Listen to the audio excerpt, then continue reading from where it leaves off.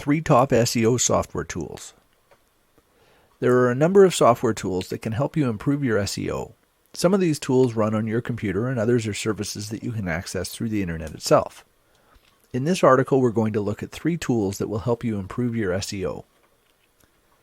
Micro Niche Finder. Keyword research is the first step to any successful SEO campaign. You need to know what keywords people are searching for, and you should also determine the amount of competition so you know what you're up against. If you don't do this step properly, everything else you do for SEO may be wasted effort since you could be targeting keywords that nobody is even searching for. One of the most effective tools for keyword research is a program called Micro Niche Finder.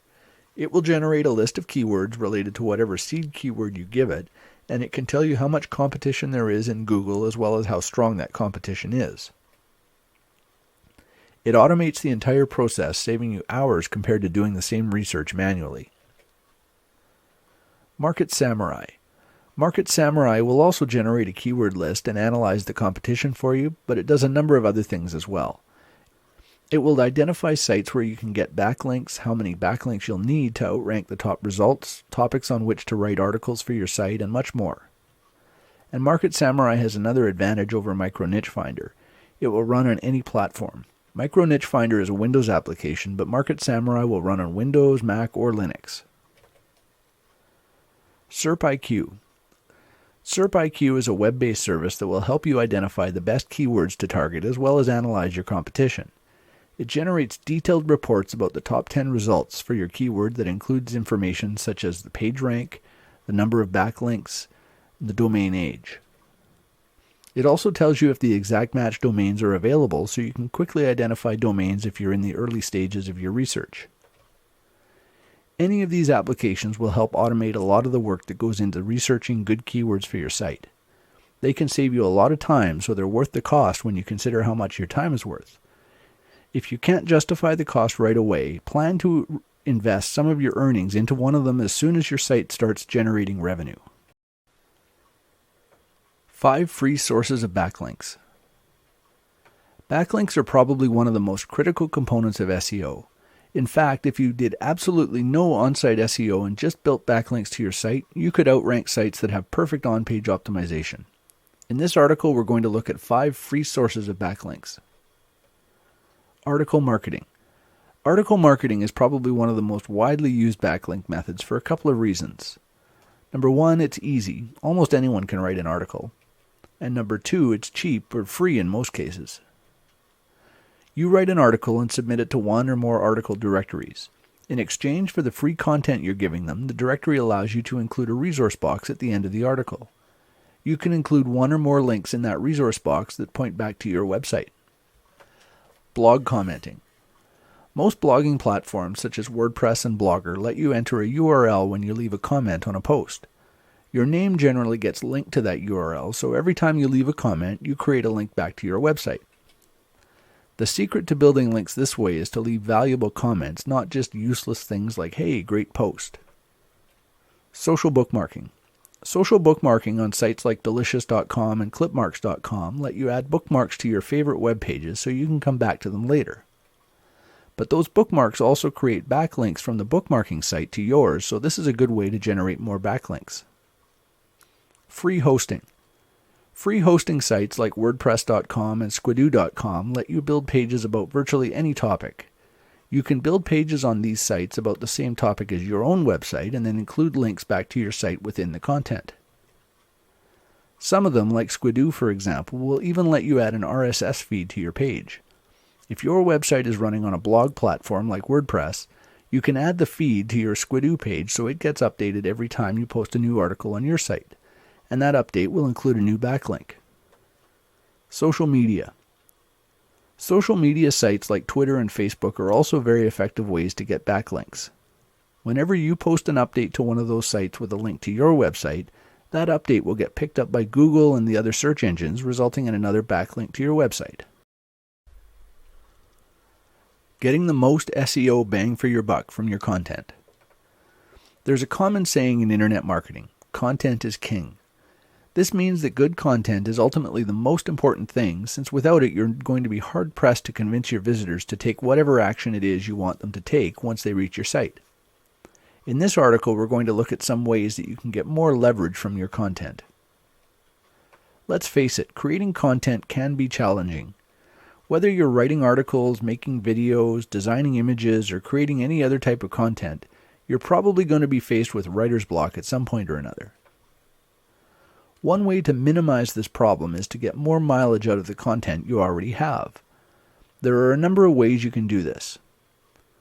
Repurposing content. One of the most effective ways to stretch your content is to repurpose it into different formats. If you have an article on your website, you could record an audio version or create a video with a PowerPoint presentation. The content's the same, but because you have multiple formats, you can post them in different places such as YouTube or iTunes to get more exposure. These repurposed versions can also link back to your website, which can help with SEO as well. Rewriting content. If you use article marketing or free hosting as a backlink strategy, you have to write even more content. Rewriting content that you've already created is a good way to simplify this process.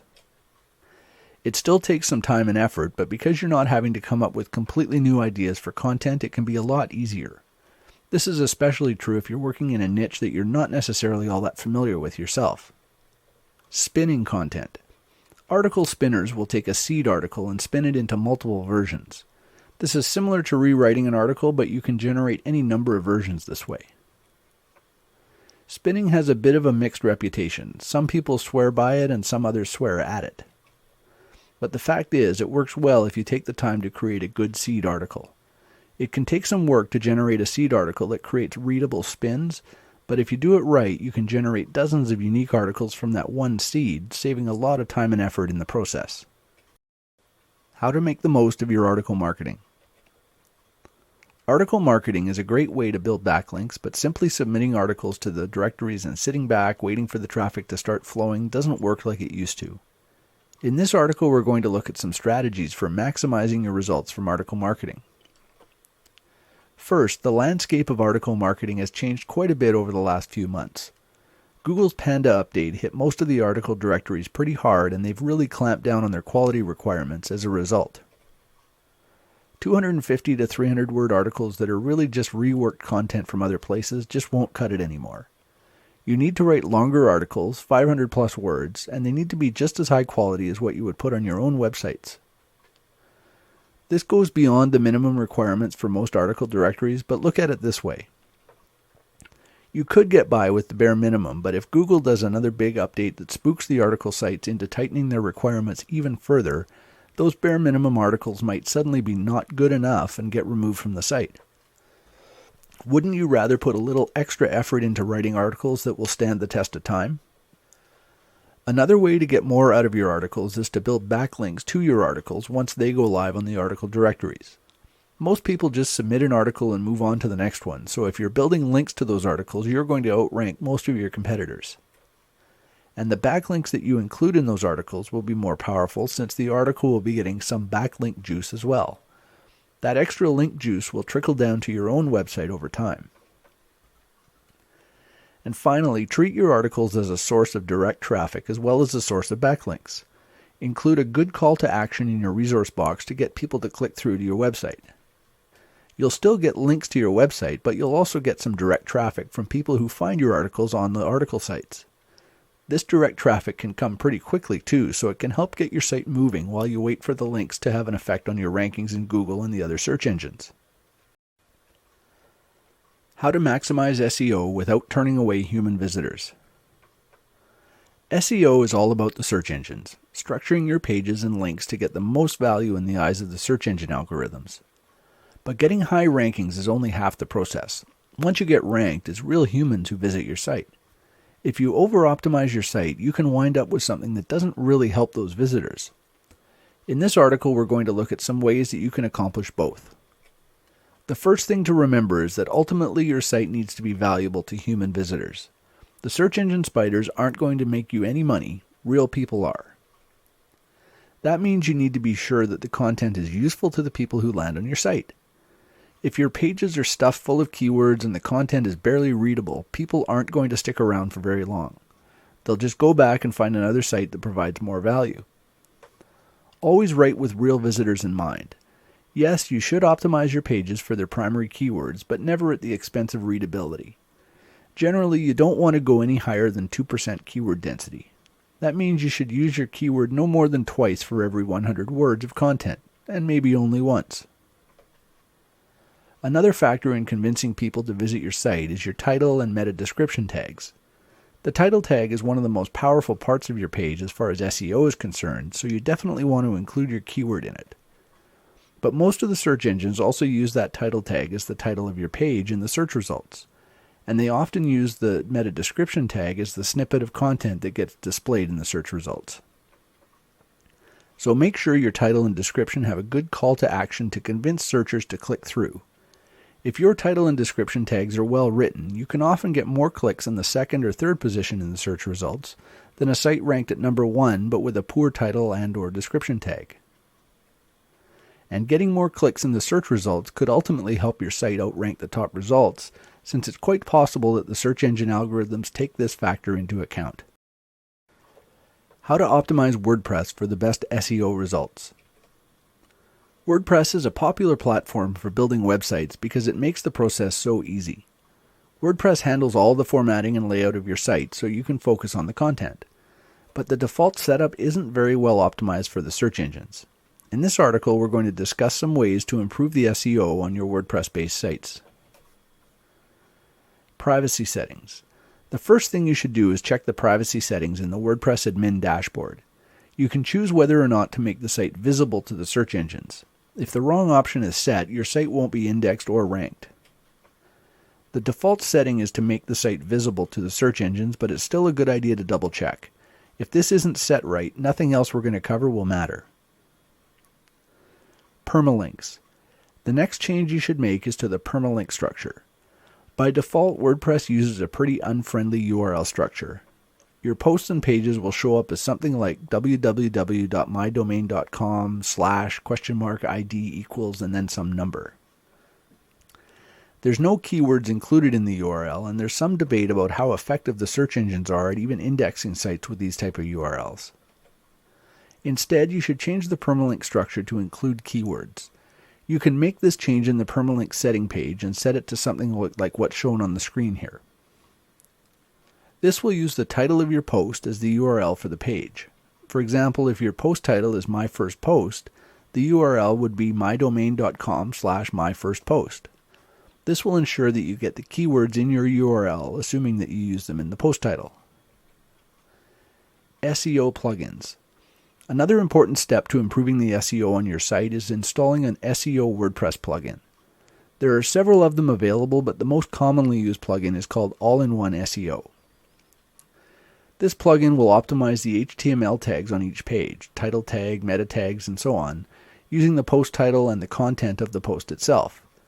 You can override these settings manually if you want to really optimize each page, but even the default settings are a huge improvement over the default setup for WordPress. And take note, some premium themes, such as Thesis, have SEO features built into them. If you're using one of these themes, there's no need to install a plugin. In fact, doing so can cause conflicts between the theme SEO and the plugin SEO, so you're better to leave it up to the theme in this case. Is article spinning an effective SEO strategy? Article spinning is the process of rewriting an article on a large scale.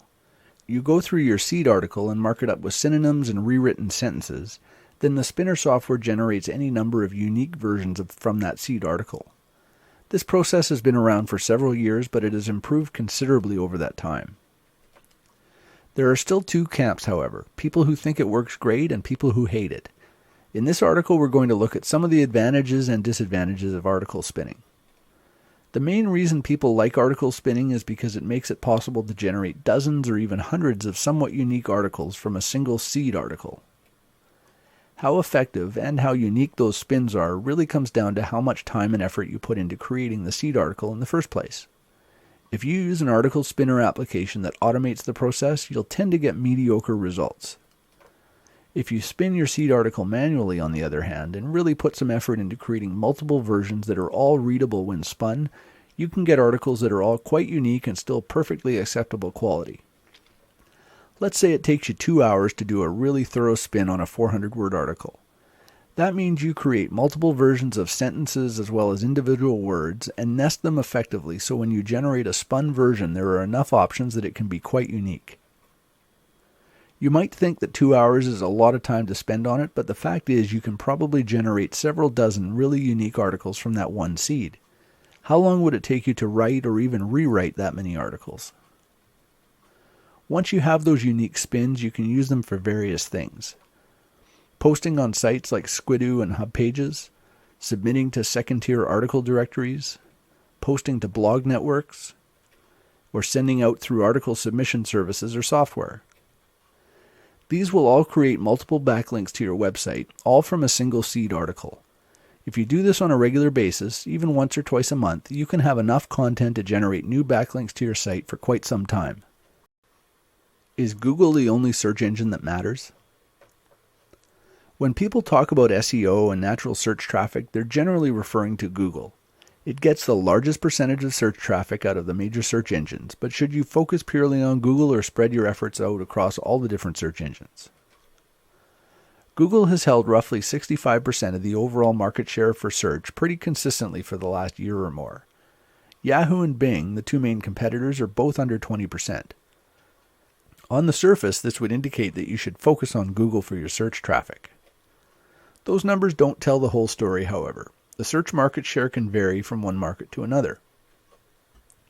It's not a hard and fast rule, but in general, Google tends to be used by searchers who are more tech savvy.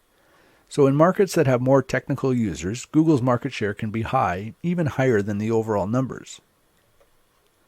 But in less technical markets, Bing and Yahoo often have higher shares than they do overall. This is particularly true for Bing because it's the default search engine for Windows users. There are a lot of people who just use whatever's included by default, so they use Bing. Another factor that you should consider is that putting all your eggs in one basket is never a good idea. Google is notoriously fickle when it comes to changing things, and even if your site is ranking well today, there's no guarantee it will continue. One little change in Google's algorithm could cause your rankings to plunge. If you focus on Bing and Yahoo to some degree at least, you'll have alternative sources of traffic if that ever happens. It's also important to consider some of the changes that have happened on the internet over the last couple of years. Sites like Facebook and Twitter have become extremely popular, and many people spend a large percentage of their time on them, particularly on Facebook. While these sites aren't search engines, they can still be very effective for driving traffic to your websites. And because they're harder to game due to their social nature, they're being used as a ranking factor by the search engines. By focusing some of your efforts on these sites, you can get the benefits in Google and other search engines while still diversifying your traffic strategy somewhat. SEO versus conversions. Search engine optimization, or SEO, is all about getting your site ranked higher in the search engines, especially Google. There are various strategies that can help you rank higher, both on-site and off-site.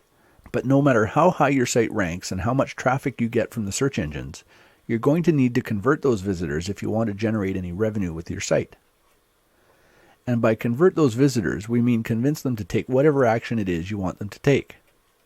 Clicking on an ad, signing up for your email list, liking your page on Facebook, or buying your product, and so on.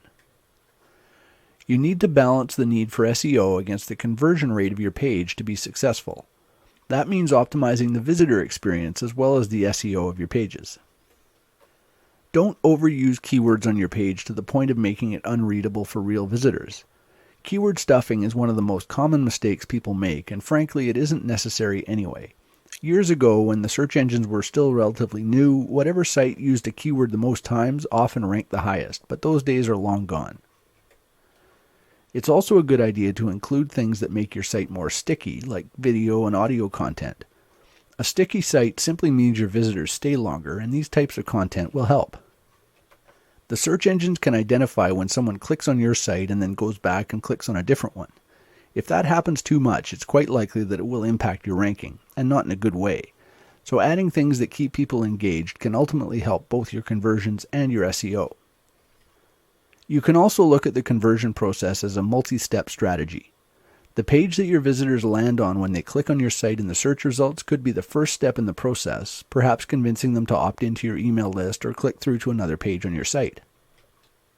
Once you get them beyond the initial page, you can focus much more on the conversion aspect and less on SEO, since it doesn't matter how high those pages rank or if they do at all.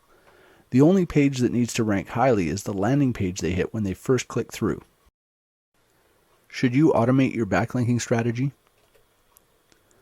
Automation is one of the things that most internet marketers are looking for. If you can automate a task, particularly a repetitive, time-consuming one, it can free up your time for other things. In this article, we're going to look at some of the pros and cons of automating your backlink building. There are a number of ways to automate your backlinks, some totally automated and others just partially so. Article submission services or applications, blog commenting applications, blog network posting, and automated link exchanges. By automating these things, you can generate backlinks on an ongoing basis without having to constantly go searching for new places to link from. The biggest drawback to these automated services is the fact that they tend to generate links from places that aren't necessarily all that valuable. Take blog networks, for example. There are a number of services, both free and paid, that have a number of blogs where you can post with backlinks to your site.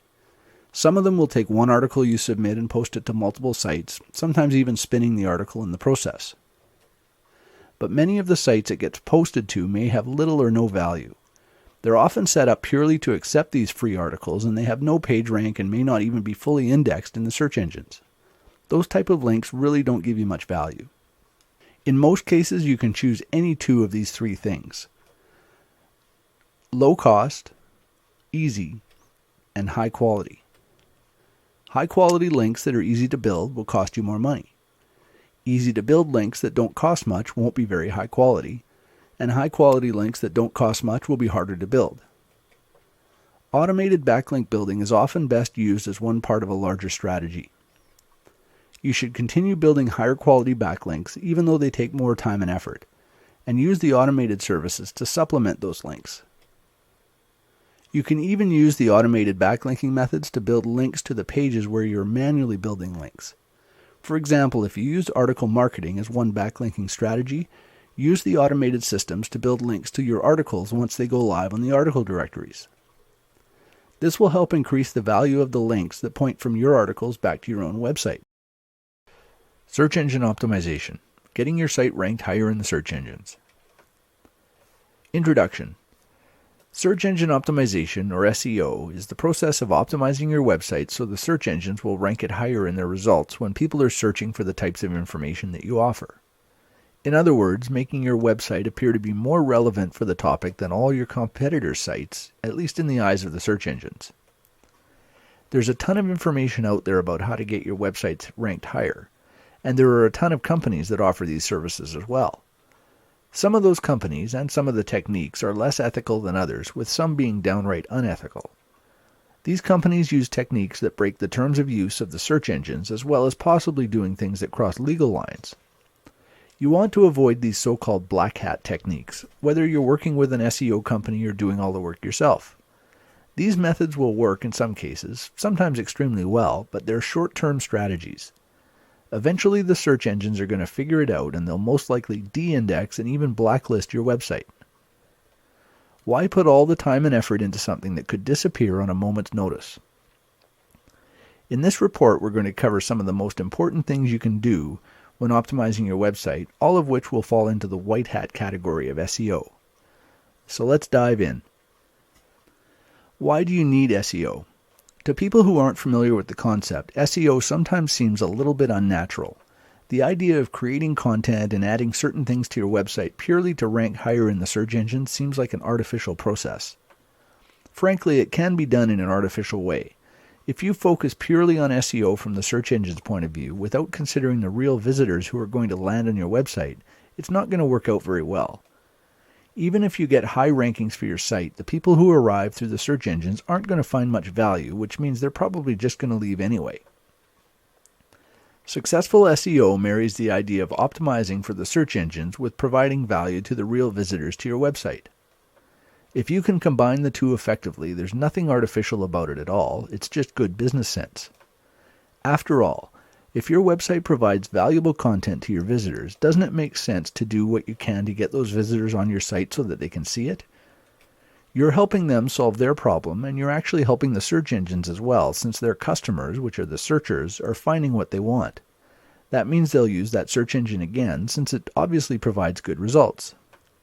And naturally, you win as well, since some of those visitors to your site will take whatever action it is you want them to take, clicking on an ad, opting into your email list, buying your product, etc. On-site versus off-site SEO. There are two main components to effective search engine optimization, on-site and off-site. On-site SEO includes everything you do on your own site to improve its optimization, using keywords in your content, having a good keyword density, optimizing your HTML tags, links within your own site. Off-site SEO, on the other hand, includes everything you do outside of your own site to improve the optimization. Building backlinks. Yes, off-site SEO really comes down to one thing, backlinks. We'll cover it in more detail shortly, but first let's look at the on-site factors in more detail. Keywords. When you optimize your website, what you're really doing is optimizing each individual page on the site and doing so for specific keywords on each page. For example, let's say your website is about dog training. You might have pages on puppy training, dog training methods, and dog training collars, to name a few. Each page will have a specific keyword that you want to optimize for. The puppy training page will be targeting the keyword puppy training. The dog training methods page will be targeting the phrase dog training methods, and so on. On any given page, you want to rank as high as possible in the search engines when someone searches for that keyword. So if someone searches for puppy training, that page on your website would rank near or at the top of the results. These keywords can be identified using a tool like the Google Keyword Tool or other applications like Micro Niche Finder or Market Samurai. You should always be working from a keyword list when you're optimizing your website, otherwise you may be targeting keywords that nobody's actually searching for. For instance, if you have a page on your website about your company's brand of dog training collars, optimizing for that specific keyword, say XYZ training collar, may not be very effective if nobody ever searches for it. Once you know what keywords you want to optimize for, you should start creating pages on your website for each of them, each optimized for different phrases.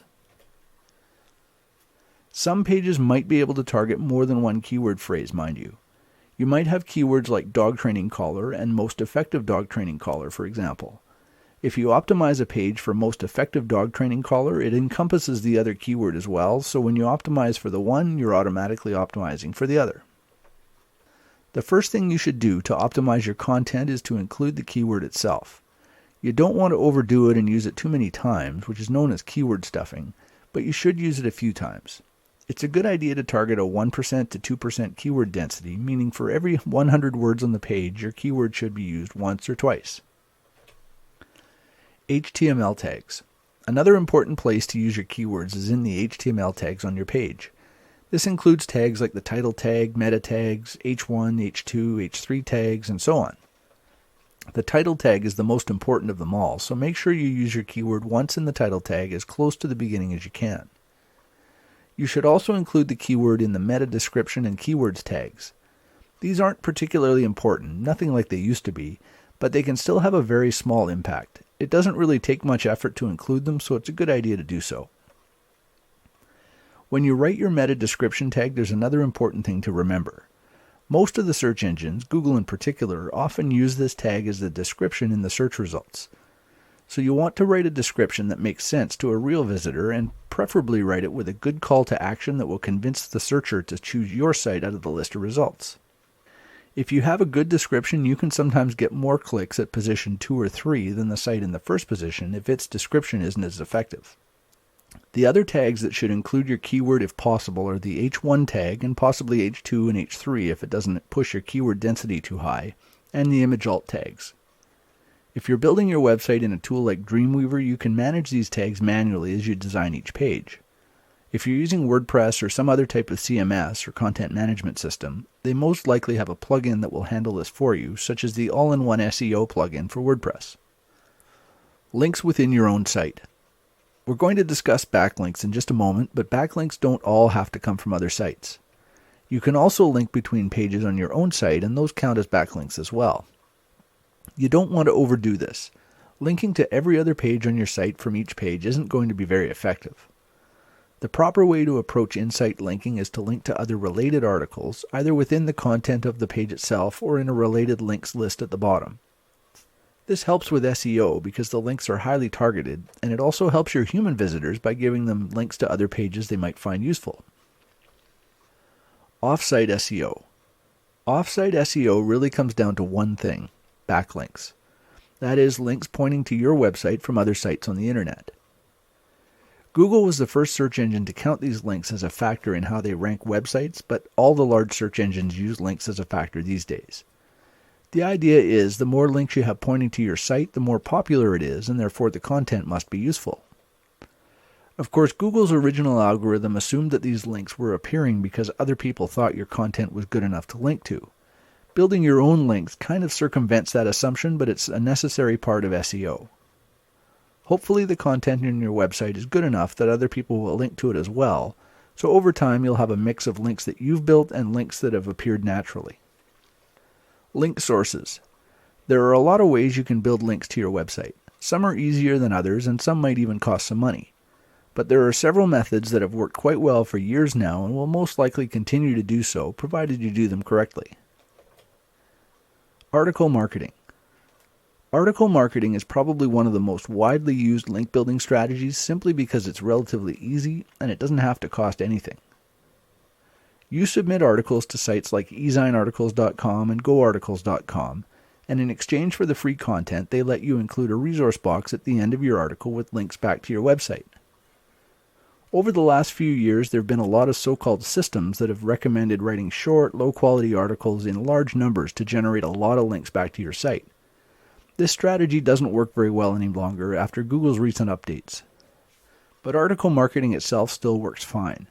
You just need to make sure the articles you submit are high quality, with enough length to actually provide a good amount of information, usually 500 words or more. It takes more work, but frankly, taking shortcuts isn't a long-term strategy anyway. You're much better off to submit one 500-word article that will be live on the internet for years to come than to submit 3 or 4 200 to 250-word articles that might get removed if there's another shakeup with Google.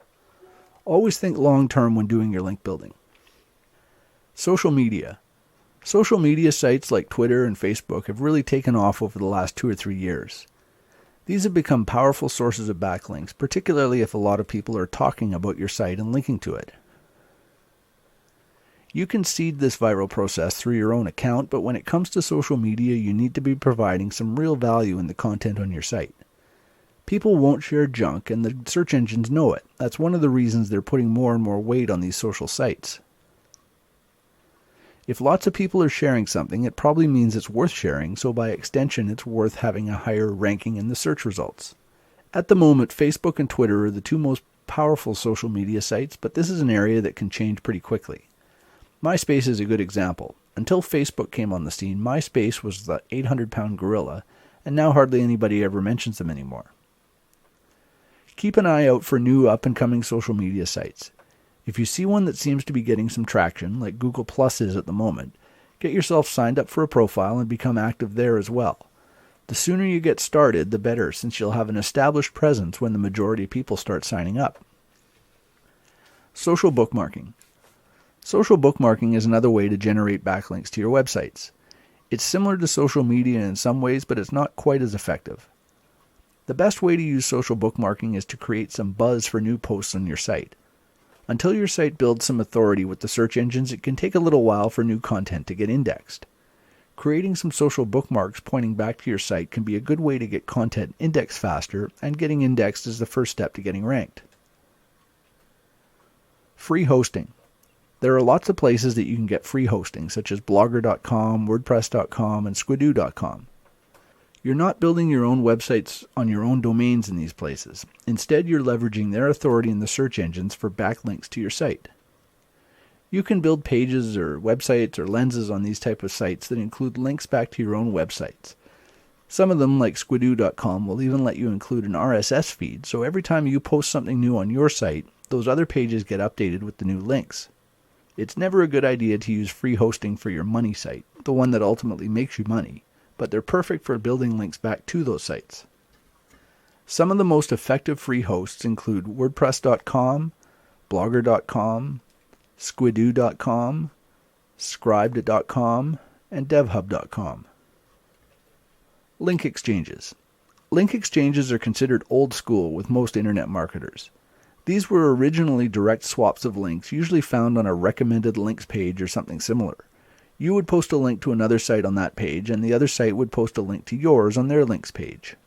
These type of link exchanges stopped being effective years ago, but that doesn't mean that link exchanges don't work anymore. You just have to be smart about it. You might swap content with another site, so you post their article on your site along with a resource box link, and they do the same for you. Or you can do a 3- or 4-way link swap. You link to site number 2, site number 2 links on to site number 3, and then site number 3 links back to you. Blog commenting.